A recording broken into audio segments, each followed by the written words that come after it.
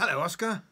Grandpa here, and guess who is also here to say hello? Moosey. Say hello, Moosey. Hello, yes. Say hello.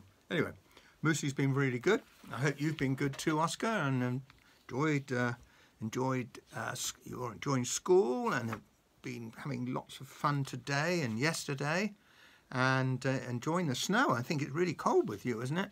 And I've seen some pictures from Mum of your front garden, the front lawn, all covered in snow. How exciting! I hope you're enjoying it. Maybe build a snowman. Okay, so what are we going to do? Well, we just started reading Mr. Forgetful. Mr.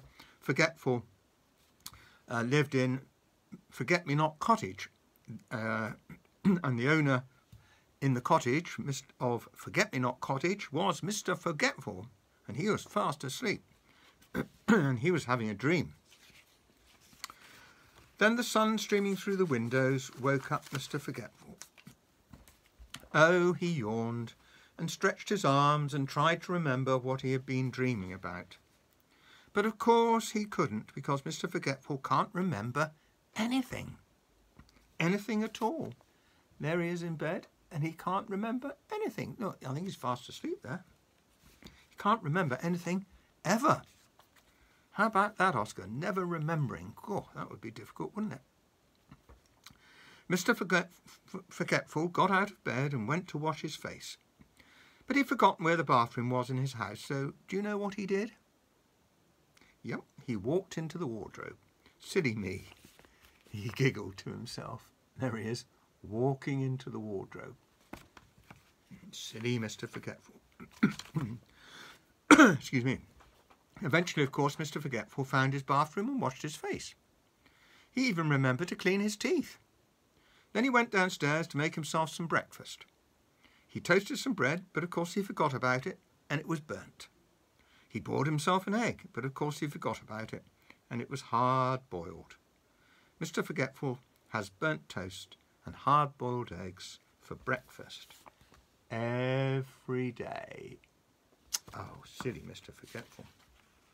It was such a lovely day, Mr. Forgetful decided to walk down to the village to buy a stamp for a letter he'd written 3 weeks ago but had forgotten to post.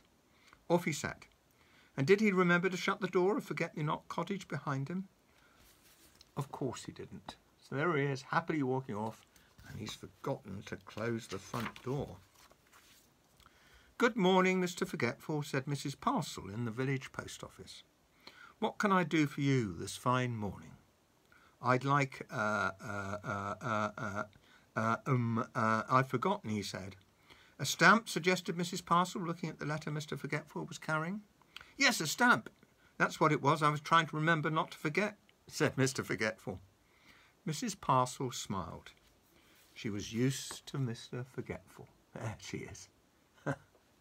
Mrs. Parcel, what a lovely name, working in a post office.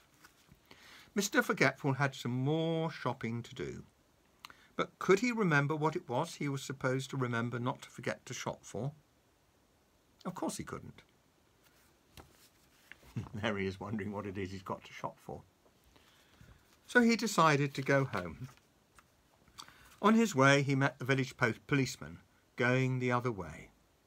Morning, Mr. Forgetful, said the policeman. Will you give Farmer Fields a message from me on your way home, please? Farmer Fields had a farm not very far from Forget-Me-Not Cottage. Tell him there's a sheep loose in the lane, said the policeman.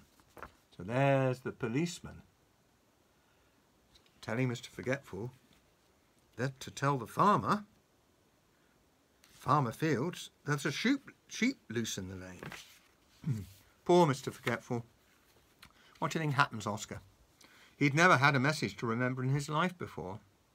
There's a sheep loose in the lane, he said to himself, trying to remember the message as he hurried along. There's a sheep loose in the lane, there's a sheep loose in the lane. And there he is, look, rushing along, trying to remember the message. There's a sheep loose in the lane, there's a sheep loose in the lane. Mr. Forgetful repeated the message over and over to himself. There's a sheep loose in the lane. And there he is, walking along the lane, repeating the message. Eventually he arrived at the farm and found Farmer Fields. There he is. He found Farmer Fields. "Mr. Fields," he said, "there's a goose asleep in the rain." I think he's got it a bit wrong, don't you, Oscar? Farmer Fields couldn't believe his ears. "There's a goose asleep in the rain," repeated Farmer Fields slowly. "But I don't have any geese, and anyway it isn't raining. Are you sure it was the message?"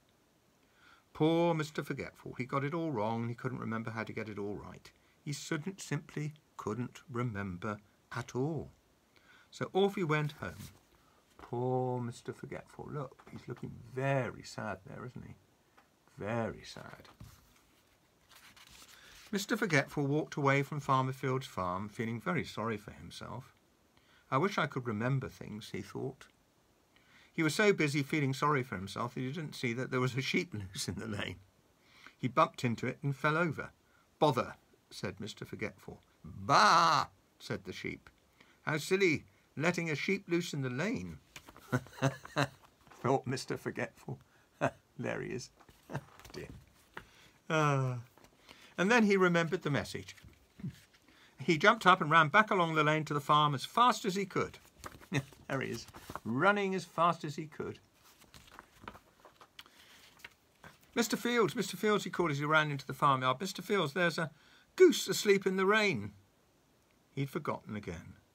Mr. Fields scratched his head. "Come with me, come on," cried Mr. Forgetful, and pulled Farmer Fields back along the lane until they came to the sheep that was loose. "There it is," cried Mr. Forgetful, pointing. "A goose." And then he stopped. "Oh dear," he said, "that's not a goose, is it? That's a sheep." And he blushed.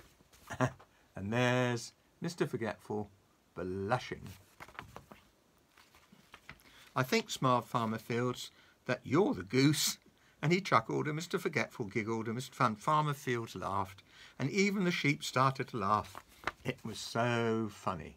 So there's Farmer Fields and Mr. Forgetful having a good laugh. Later that day, Mr. Forgetful sat down in his favourite armchair in Forget-Me-Not Cottage to think about what a funny day it had been. There he is, sitting down, looking very comfy in his armchair. But do you know something? What do you think, Oscar? He tried and tried, but try as he would, he simply couldn't remember anything that had happened. Oh, Mr. Forgetful. Ah, that's a great story, isn't it, Oscar? Now, I thought we'd be able to read a little bit of Mr. Happy. He does look happy, doesn't he? So let's have a go at that. Wow. On the other side of the world, where the sun shines hotter than here, and where the trees are 100 feet tall, there's a country called Happy Land. Look, there it is. Lovely sea in the background. As you might very well expect, everybody who lives in Happy Land is as happy as the day is long. Wherever you go, you see smiling faces all around. It's such a happy place that even the flowers seem to smile. In Happy Land, there they're all smiling away. And as well as all the people being happy, all the animals in Happy Land are happy as well. If you've never seen a mouse smile, or a cat, or a dog, or even a worm, a worm smiling, go to Happy Land.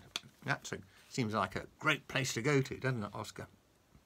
This is a story about someone who lived there who happened to be called Mr. Happy. Mr. Happy was fat and round and happy. There he is.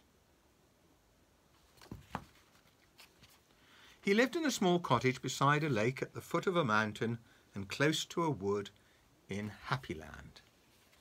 And there's Mr. Happy's cottage. It does look nice, doesn't it? Near the lake.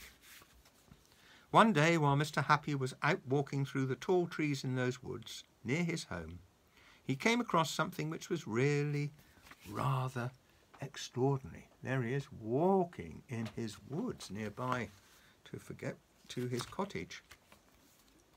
There in the trunk of one of the very tall trees was a door.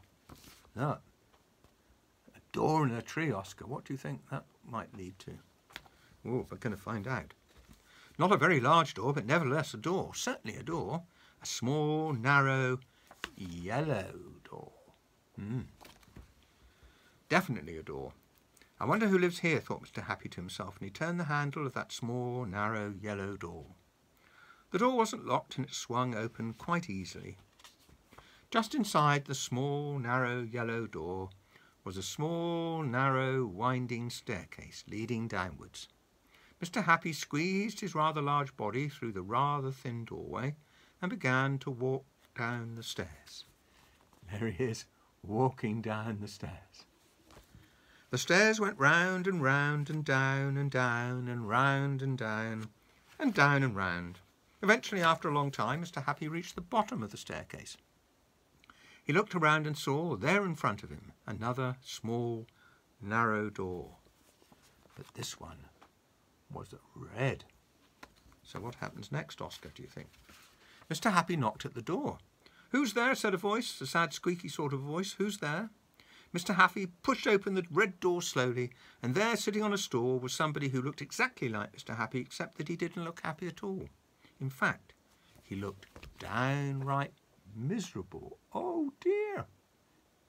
What a miserable face. So, what happens next? "Hello," said Mr. Happy. "I'm Mr. Happy."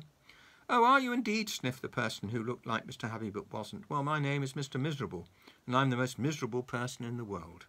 "Why are you so miserable?" asked Mr. Happy. "'Cause I am," replied Mr. Miserable. That's Mr. Happy and Mr. Miserable. "How would you like to be happy like me?" asked Mr. Happy. "I'd give anything to be happy," said Mr. Miserable, "but I'm so miserable I don't think I could ever be happy," he added miserably. Mr. Happy made up his mind quickly. "Follow me," he said. "Where to?" asked Mr. Miserable. "Don't argue," said Mr. Happy, and he went out through the small, narrow, red door. Whoa. Mr. Miserable hesitated and then followed. Up and up the winding staircase they went, up and around and round and up and round and round and up until they came out into the wood. "Follow me," said Mr. Happy again, and they both set off through the wood back to Mr. Happy's cottage. Oh dear, Mr. Miserable does look miserable, doesn't he? Mr. Miserable stayed in Mr. Happy's cottage for quite some time, and during that time the most remarkable thing happened. Because he was living in Happyland, Mr. Miserable ever so slowly stopped being miserable and started to be happy. His mouth stopped turning down at the corners.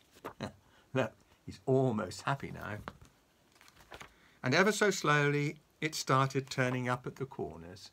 Now look, he's getting happy. And eventually Mr. Miserable did something that he'd never done in the whole of his life. He smiled, and then he chuckled, which turned into a giggle, which became a laugh, a big, booming, hearty, huge, giant, large, enormous laugh. And Mr. Happy was so surprised that he started to laugh as well. And both of them laughed and laughed. They laughed until their sides hurt and their eyes watered. Look, there's Mr. Miserable laughing now. Mr. Miserable and Mr. Happy laughed and laughed and laughed and laughed. They went outside and still they laughed. And because they were laughing so much, everybody who saw them started laughing as well. Even the birds in the trees started to laugh at the thought of somebody called Mr. Miserable, who just couldn't stop laughing. There they are, look, laughing together with the bird, also laughing. And that's really the end of the story, except to say that if you ever feel as miserable as Mr. Miserable used to, you know exactly what to do, don't you? Just turn up your mouth at the corners. Come on, turn your mouth up at the corner. That'll make you smile, Oscar. That's a lovely story too. So I hope you've enjoyed those stories, and it's lots of love from Grandpa and Granny, of course, and Auntie Anna, and from Moosey. Moosey, you were very good, Moosey, then. And hope you have, again, a fun day and have a good, nice, fun week at school in grade 2. And lots of lovely thoughts from us, and lots of love to your little sister as well, and to Mummy and Daddy. So I'll be reading to you again soon, Oscar. Bye.